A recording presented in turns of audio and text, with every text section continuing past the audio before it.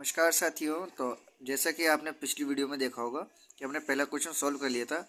दूसरा क्वेश्चन में कह रहा है A B C is a triangle right angle at C, यानी कि एक ट्रायंगल है ए बी सी जिसमें राइट एंगल क्या है, पॉइंट सी है। ए बी हमें 25 सेंटीमीटर दे रखा है, ए सी 7 सेंटीमीटर दे रखा है। तो हमसे थर्ड साइड की लेंथ पूछी है बी सी, ठीक है। तो आइए सॉल्यूशंस को देखते हैं। तो यहाँ पे हमने एक डायग्राम बनाया ए बी सी, यहाँ पे 7 सेंटीमीटर 25 सेंटीमीटर, और यहाँ पे पाइथागोरस की हेल्प से हम बी सी फाइंड करेंगे, ठीक है। तो इसमें हमने क्या करा है, यहाँ पे A B square plus A C square plus B C square. अभी हमें लिखा कैसे, ये चीज़ हमें देखनी है बस। तो यहाँ पे राइट एंगल के सामने जो साइड होती है ए बी, तो ये जो होता है हाइपोटेन्यूस होता है। तो हाइपोटेन्यूस का जो स्क्वायर होता है वो इन दोनों लेंथ के स्क्वायर के सम के इक्वल होता है। ये एक यूनिवर्सल ट्रूथ है। तो इसलिए हमने यहाँ पे लिखा ए बी का स्क्वायर इज इक्वल टू ए सी का स्क्वायर प्लस बी सी का स्क्वायर। ठीक, यहाँ तक आपको समझ में आ गया होगा।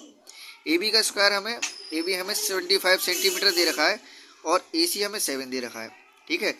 बी सी हमें फाइंड करना है। तो जो जो वैल्यूज हमें पता है वो हमने रख दी, और जो हमें नहीं पता है उसको हमने ऐसे ही रहने दिया। अब यहाँ पे 25 का जो स्क्वायर होता है वो यहाँ पे 625 होता है, ठीक है। और 7 का जो स्क्वायर है वो 49 होता है। ये जो टर्म प्लस की उधर जाके ये माइनस की हो गई। बी सी का स्क्वायर ऐसे ही रहेगा।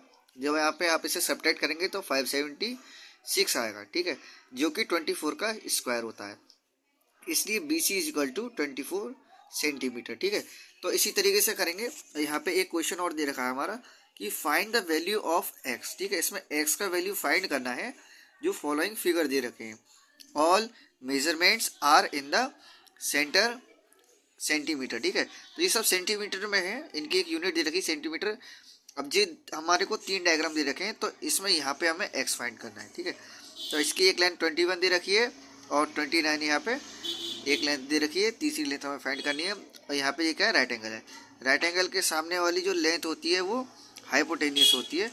तो इसे हम सॉल्व करेंगे। तो यहाँ पे 29 जो है पाइथागोरस से जो एक्स का स्क्वायर है और 21 का स्क्वायर क्या हो जाएगा, 29 के स्क्वायर के इक्वल हो जाएगा। तो यहाँ पे एक्स का स्क्वायर 21 का स्क्वायर 441, 29 का स्क्वायर 841, ठीक है। इसी तरीके से करेंगे।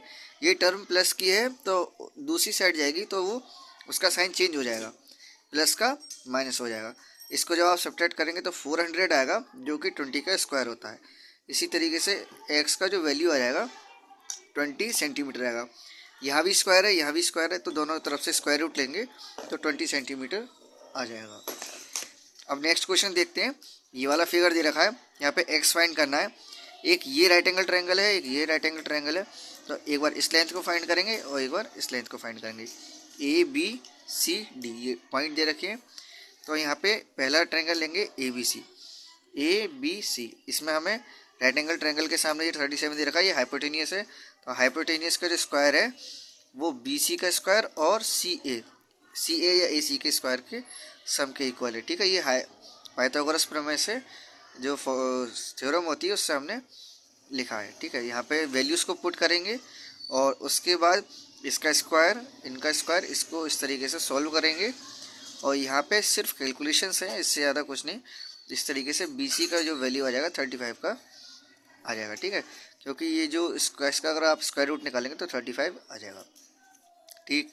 इसी तरीके से अगर हम ए बी सी जो कि हमने लिया था, अब हम लेंगे ए डी सी, ठीक है। तो यहाँ पे ए डी सी आएगा, ए डी सी। तो ए डी सी में क्या है, ए डी का स्क्वायर, सी डी का स्क्वायर और ए सी का स्क्वायर। ये कहाँ से लिखा, पाइथागोरस प्रमेय से हमने, फॉर्मूले से, थ्योरम से हमने ये लिखा है। फिर हमने सिर्फ कैलकुलेशन किया है। तो एक्स का वैल्यू यहाँ पे 70 सेंटीमीटर आ गया, ठीक है। तो यहाँ पे ये इसका सी डी का वैल्यू 35 आया। अब एक्स का वैल्यू 70 कैसा है, यहाँ पे ये जो लेंथ दे रखी है B C plus C D, ठीक है। तो यहाँ पे हमने बी सी फाइंड किया, यहाँ पे हमने सी डी फाइंड किया। तो हमारे पास एक्स का वैल्यू इस तरीके से B C plus C D B D. तो यहाँ पे बी और डी का पूरा लेंथ है, यहाँ पे इस तरीके से हमने फाइंड किया, ठीक है। नेक्स्ट क्वेश्चन को देखते हैं। तो यहाँ पे एक थर्ड क्वेश्चन है, इसका डायग्राम इस तरीके से दे रखा है। तो इसको किस तरीके से हम जो है सॉल्व करेंगे, तो इसको हम देखते हैं। यहाँ पर ये क्वेश्चन दे रखा है तो इसमें एक राइट एंगल ट्रायंगल ये दे रखा है, एक राइट एंगल ये दे रखा है। इसी जैसा हमने पहला क्वेश्चन करा उसी तरीके से यहाँ पे ए बी सी लिया, फिर पाइथागोरस का फॉर्मूला लगाया, इसी तरीके से सी डी ई लिया। तो यहाँ पे ए सी निकला, ऐसे यहाँ पे सी डी निकला है, एक्स का वैल्यू ए सी प्लस सी डी, इस तरीके से हम वैल्यू को कैलकुलेट करेंगे। अब हमारा फोर्थ क्वेश्चन आता है। फोर्थ क्वेश्चन कहता है which of the following can be side of right angle, यानी कि यहाँ पर अगर वो इस क्वेश्चन की जो कंडीशन है उसको अगर अप्लाई करता है, फॉलो करता है, तो ये राइट एंगल ट्रायंगल होगा। यानी कि जो सबसे लॉन्गेस्ट साइड है, इसका मेथड है जो लॉन्गेस्ट साइड का स्क्वायर है वो बाकी दोनों जो साइड हैं उनके स्क्वायर के सम के इक्वल होगा, sum of square of other two side. ठीक है, तो जैसे कि यहाँ पे ये 3 दे रखे हैं, तो इसमें सबसे जो लॉन्गेस्ट लेंथ साइड है वो है 7 सेंटीमीटर, तो इसका स्क्वायर और बाकी दोनों टर्म्स के स्क्वायर को हम ऐड करेंगे। यहाँ 49 आया, अगर आप इसका देखेंगे 16, 25, इसको ऐड करेंगे तो 41। ये दोनों क्या इक्वल है? नहीं, ये दोनों इक्वल नहीं है, इसलिए नॉट राइट एंगल ट्रायंगल। यानी कि अगर ये दोनों इक्वल आ जाते तो ये राइट एंगल ट्रायंगल होते। ठीक है, इसी तरीके से इसको सॉल्व करेंगे तो 2.5 सबसे लॉन्गेस्ट है, इसका सम कीजिए, इसका सम कीजिए, इसको कैलकुलेट कीजिए, दोनों इक्वल आ रहे हैं, इसी वजह से ये राइट एंगल ट्रायंगल है। Right angle triangle, angle opposite to side 25 centimetre, यानी कि जो राइट एंगल ट्रायंगल होगा वो 25 2.5 सेंटीमीटर के अपोजिट में होगा। ठीक, इसी तरीके से क्वेश्चन नंबर अगला हम देखेंगे।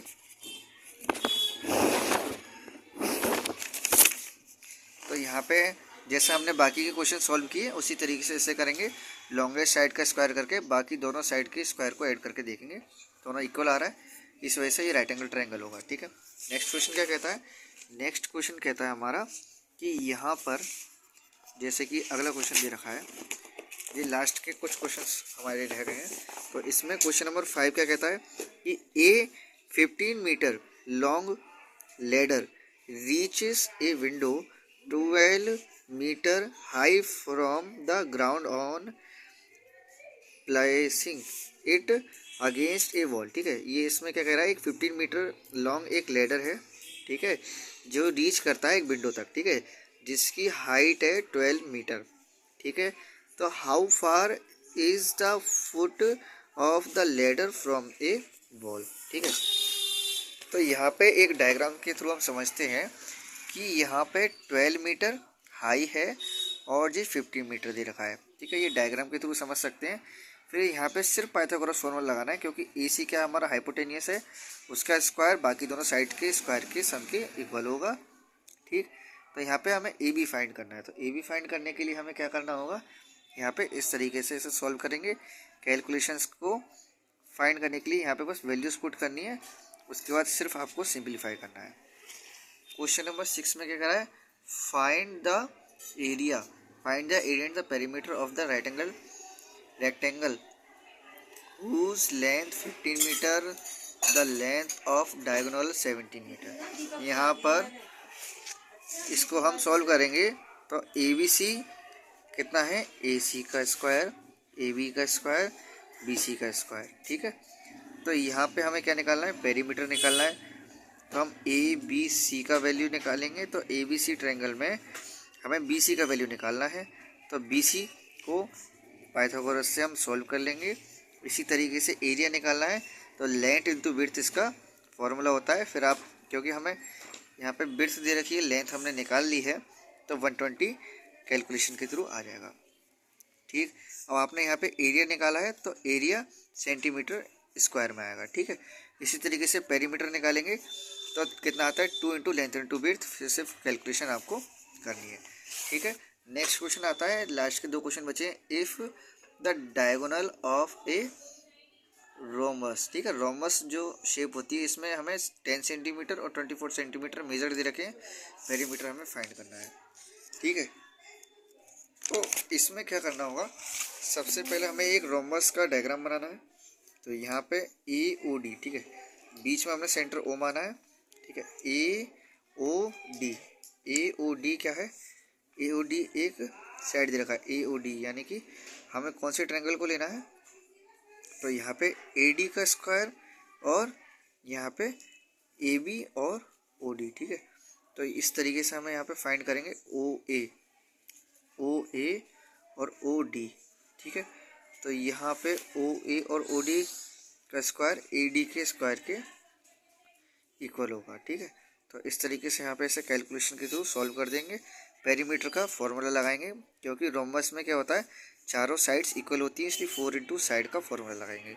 इसी तरीके से 8th क्वेश्चन में क्या करना है, the side of rhombus 5 centimetre, the length of one diagonal of rhombus, ठीक है। इस तरीके से सॉल्व करेंगे। बस यहाँ पे आपको डायग्राम बनाना आना चाहिए, बाकी डायग्राम के थ्रू पाइथागोरस का फॉर्मूला लगा के सारे क्वेश्चंस आप सॉल्व कर सकते हैं।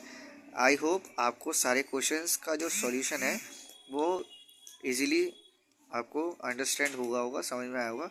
अभी भी कोई डाउट हो तो आप कमेंट बॉक्स में कमेंट कर सकते हैं। वीडियो देखने के लिए थैंक यू वेरी मच।